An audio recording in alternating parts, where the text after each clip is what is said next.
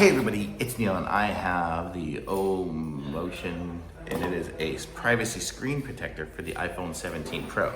I recorded my iPhone 17 Pro and I have this one here that just doesn't work very well, but it's an older one.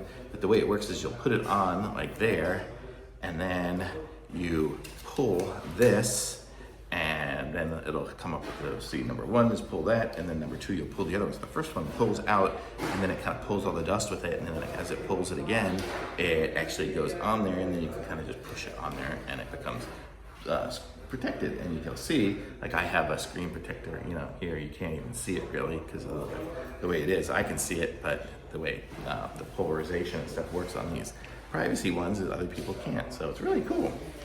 So very cool that you have this one here. Super easy to put on and use. And I probably have it putting up on in one of the corners so you can see it being put on. I had a friend video me using it. So very cool. Thumbs up.